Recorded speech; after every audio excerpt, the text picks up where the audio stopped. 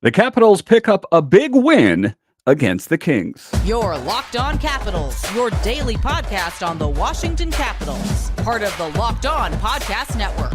Your team every day.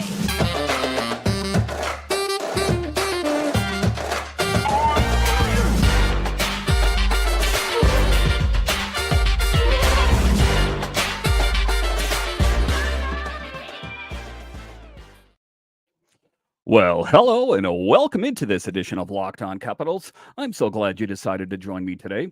As always, this podcast is free and available on all the major platforms, including the SiriusXM app and on YouTube. And I want to thank you for making this your first listen each and every day. My name is Dan Holme. You can find me on Twitter. It's at DanCaps218. You can find the show on Twitter. It's at Locked On Caps. And the best way that you can help grow the show is to subscribe to Locked On Capitals on YouTube and comment anything down below. I would love to talk Capitals hockey with you one-on-one, and we can do that on subtext. Just check the show description for more details. Today's episode is brought to you by Game Time. Download the Game Time app, create an account, and use code LOCKEDONNHL for $20 off your first purchase. So this is a live edition. I'm recording this right now, and I want to get this done before the game gets in tonight. And just to talk about the game last night against the Kings, what a huge win for the Capitals. I cannot say enough about the victory that the Capitals had last night against the Kings. I think that could totally turn the fortunes of this team. We'll talk about that in the show. A little bit later, we will talk about the defense, and the PK showed signs of improvement. We'll talk about that. A little bit later, we will talk about how Charlie Lindgren was huge, kind of proving his case and my case as well, as he deserves to be the number one netminder for the Capitals. But just to get it going here, wow, what a great feeling for the Capitals. As you know, if you're an everydayer of the show, you know I spoke about yesterday that if they could find a way to win against the Kings, it would be a great morale boost. And in fact, yes, I think it was, as they picked up a win. And the interesting thing, and it should come as no surprise, is it is not the top tier players. It's the bottom six. It was Connor McMichael on the team. It was Anthony Mantha. It was Protas. It was Charlie Lindgren. And just a really great win against a really great Kings team. I mean, make no mistake about it. It was a tough game. And you know what is big about this game for me is the fact that they dropped two games before that they should have won. They lost against the Oilers. They lost against the Sharks, but then they found a way to rise above. And one of the things I've talked about on this team is it seems that they can rise to the challenge. It's sometimes interesting, I think, that when they play the Sharks, a team like the Oilers, that sometimes I think they underestimate them and they fall into what you call a trap game. But when they have to play a bigger opponent like the Kings, or if you think back to the Golden Knights, they seem like they can rise to the occasion. The Capitals win games when they have to play big. Like I said, the Caps, fresh off dropping two games to the lowly Oilers and Stars, found a way to beat a truly great opponent in the Sharks, ending a two-game skid. And it's funny, you listen to NHL radio, whatever you listen to. I listen to NHL Network Radio. I listen to Jeff Merrick, all the big NHL podcasts, and their tunes change in a hurry when the Capitals win. Just a day before, they were talking about what a poor team they are. If you were watching yesterday, I talked about how they said that the team is old and slow and geriatric, and they can't get anything done. Those same voices were quiet today as they picked up a big win. A big thing for the Capitals as well is one goal over the last two games. The Caps found a way to put up two against the surging Kings. It was a great game. It was another late game. And to be honest with you guys, I am going to be most happy when this West Coast trip is over. I hate the late games. I hate the fact that I can't do a show after, because I'm not going to start recording a show at 2:00 in the morning. I have to work in the morning at the end of the day. So it'll be nice to get back to the regular schedule of things. But all things considered, this was a make or break game for the West Coast trip. And you know what's interesting? We are only at the quarter point of the season, And we're already the big implications about if the Capitals would have lost. I heard different insiders talk about if the Capitals can go 500 on this road trip, they're okay. Well, so far they've only won one game, and hopefully they can pick up a big win against Anaheim tonight. Puck drop here is in about 50 minutes here or so. So a chance for the Capitals to continue to keep rolling. It's a bit of a mixed bag here with the Ducks. Here, we don't ultimately know what they have in the tank. They've kind of been good at points. They've been bad at points. But for the Capitals last night, like I said, Connor McMichael, Anthony Mantha, and Protas were huge. This youth movement has got me excited. Connor McMichael just lighting it up out there. And what a great feel-good story for Anthony Mantha. Everyone discarded him, said that he should be gone, he should be traded, he sucks, he's the worst player on the team, has really stepped up and played a huge role. I'm really happy for him, and I hope that he can keep rolling there. Mantha and McMichael had a goal and an assist, while Protas, who now ranks second on the team in assists, had 2 assists.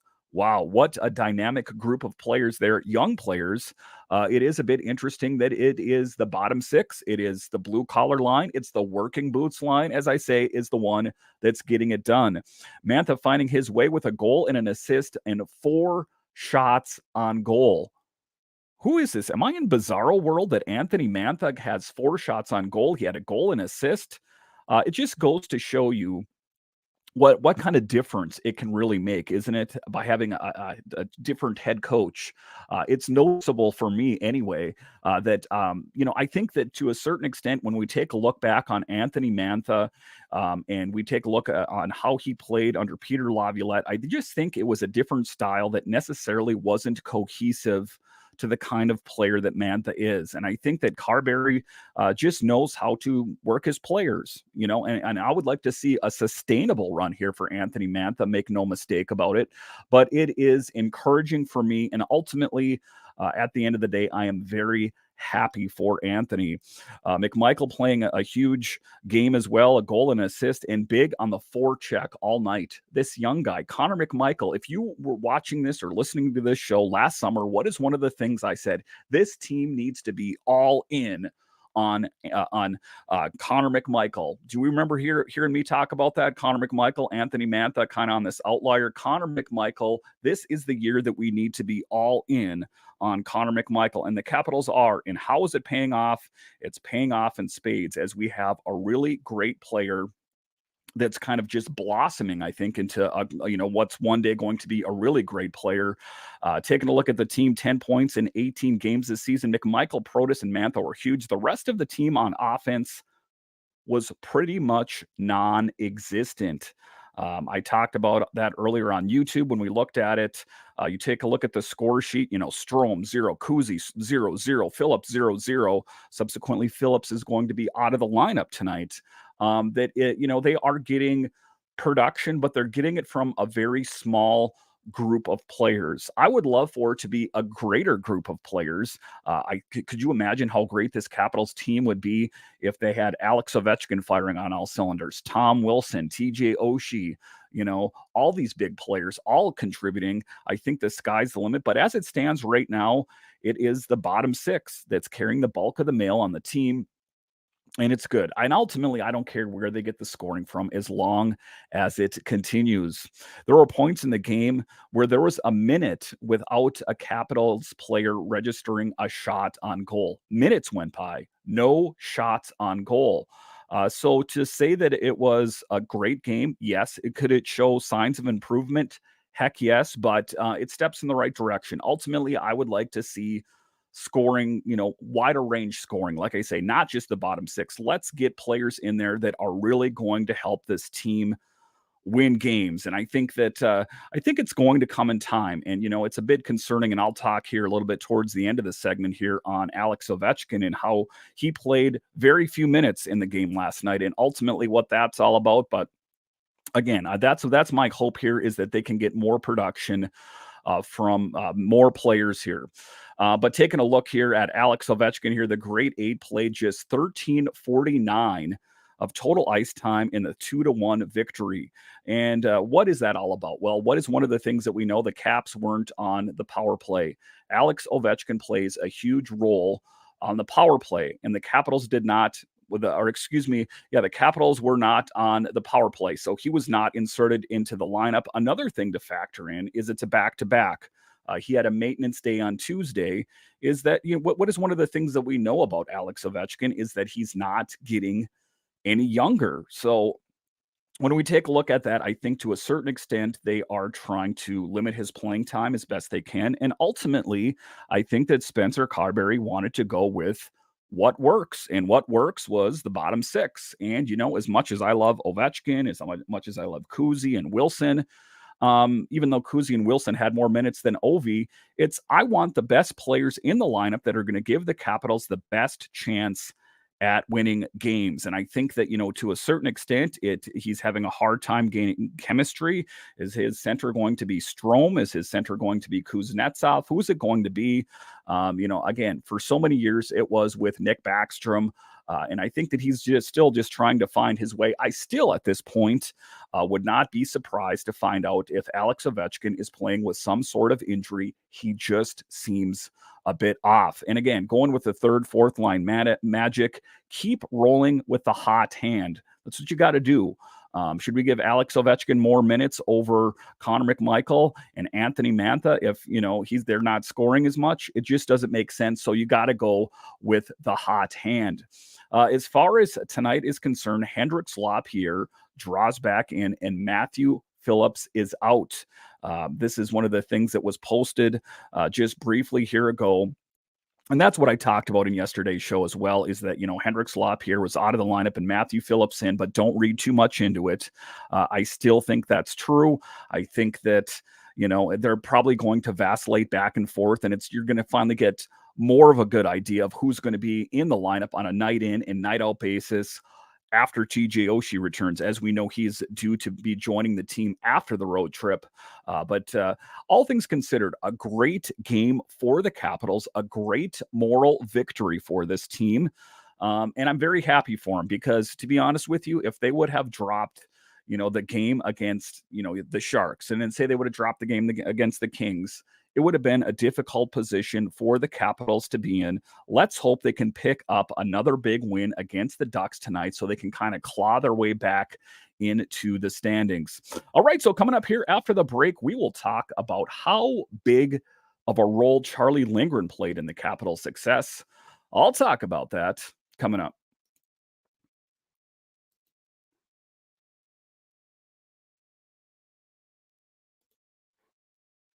You shouldn't have to worry when you're buying tickets to your next big event. Game Time is the fast and easy way to buy tickets for all the sports, music, comedy, and theater events near you. With killer last-minute deals, all in prices and views from your seat, and their best price guarantee, Game Time takes the guesswork out of buying tickets. And one of the things that's stressful is that when your favorite band comes to town or your favorite sports team's playing, how am I going to find the tickets?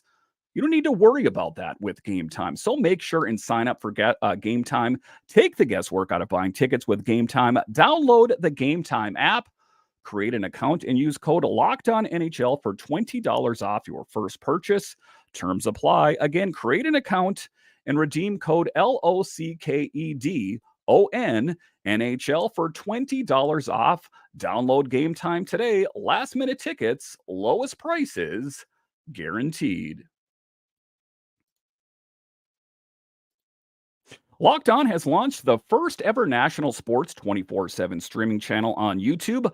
Locked On Sports Today is here for you 24/7, covering the top sports stories of the day with local experts of Locked On, plus our national shows covering every league. Go to Locked On Sports Today on YouTube and subscribe to the first ever national sports 24/7 streaming channel.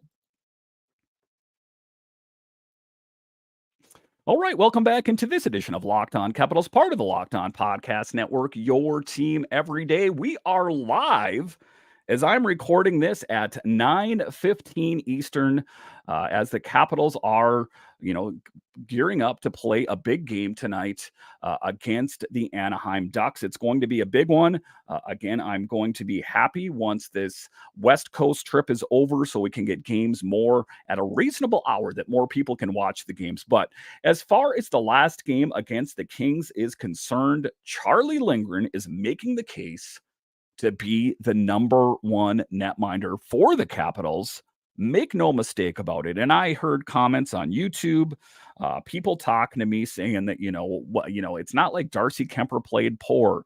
I get that. I never said Darcy Kemper played poor, but I want the best goalie that's going to give the Capitals the best chance at winning a game out on the ice.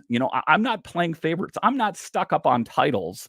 If Charlie Lindgren gives the Capitals the best opportunity at winning a hockey game, then why wouldn't you play him? It only makes sense. But just to take a looking at it here, best save percentage in the NHL among qualified goaltenders. In first place, Charlie Lindgren with a .934 save percentage, Aiden Hill .933, Jonathan Quick .930, and Simeon Varlamov at .930. Best save percentage in the NHL. Do you really want to dispute this, that he doesn't deserve to be the number one? Lindgren lost an uncharacteristic game against the Oilers, sought redemption against the Kings, and did not disappoint. He put on a clinic out there, playing in absolute beast mode. And again, I don't doubt it for a second that I don't know, honestly, if the Capitals would have won the game if Charlie Lindgren wasn't between the pipes. That's my gut reaction on it right now. He kept the Capitals in there.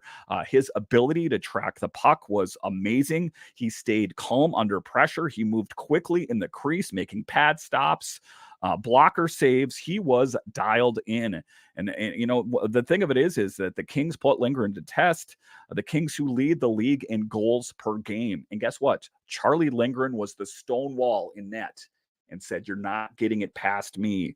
And again, I just to kind of reiterate what I talked about in yesterday's show, everyone always says, Dan, you're drinking the Charlie Lindgren Kool-Aid. Do you not remember what he did last December? He played really great for about 4 weeks and then cooled off. Hey, I'm not going to live my life in the rearview mirror. And I don't think that Charlie should, or the Capitals. All I know for sure right now is he is playing lights out. And I think that we got to keep rolling with the hot hand. Lindgren was quick and agile in the crease. His ability to track the puck. Lindgren made 37 saves on 38 shots for a .974 save percentage. So making a case that he is the number one goalie for the Capitals. And I ultimately believe that that is the case. And let's just hope that they can keep rolling. All right, so towards the end of the segment, let's get to a couple of your comments. Bradley Jones says, Mantha has had a hard, big turnaround, doing all the little things, screening goalies and moving around, winning one-on-one battles. Putting him with McMichael is really effective. Absolutely. I want to see more of that. Red Wings 01 says here, pairing the big guys and Protas and Mantha with Connor McMichael may be a recipe for success. Here. I absolutely agree with that as well. Taking a look at, again, here with Bradley Joins. Agree with you on that. I feel like they got the bottom six on point. They had the top six working, but split OV up. Again, I'm just really happy about the production that this Capitals team is getting. Another comment here, D is looking better as well. Edmondson is looking okay. Jensen seems problematic, having tough time controlling the puck, it seems. There were some inconsistencies that I did see with the D, but all things considered, the Caps picked up a big dub. I mean, right? I do understand what you're talking about, that it could be cleaned up, the defense, but it's a work in progress. Again, here we have Red Wings 01. The problem is it's going to be a numbers game with Oshie and Pacioretty return. I expect Lapierre to get sent back to Hershey, but what do you have then? A good problem to have, I suppose. It's going to be interesting who slots in when Pacioretty's good to go, and ultimately what kind of max Pacioretty are we going to have? Red Wings 01 here says, yeah, Jensen looks like the weak link on the blue line. I'd trade him, but I don't know who would replace him. McElrath is Hershey's captain, and Iorio probably needs one more year before he's ready. I do like McElrath. If they said that he had a spot on the team right now, I would not be disappointed 1 minute here. He is a big guy. He's a tough guy. And I ultimately like what he brings to this team. So all things considered, to wrap up this segment, Charlie Lindgren playing in absolute beast mode. And, making a case that I'm the number one. It's going to be interesting to see how Spencer Carberry decides to roll with this. I know that the knee-jerk thing is, well, we have to go back to Kemper because it's a back-to-back, but that's not a steadfast rule that you absolutely have to go with that. But what I'm talking about is when they get back to playing, 3 to 4 games a week, who is going to be the one that Spencer Carberry calls upon? It's going to be interesting. How do you go to Darcy Kemper and say, hey, buddy, you're in net? And Charlie Lindgren's like, hey, what did I do wrong? What do I got to do to get the starting job on this team? It's going to be interesting to see what direction the Capitals go with once there's not so many back-to-backs. All right, so coming up here after the break, we will talk about how the defense and the penalty kill shows improvement and kind of back to where it was before. We'll talk about that coming up.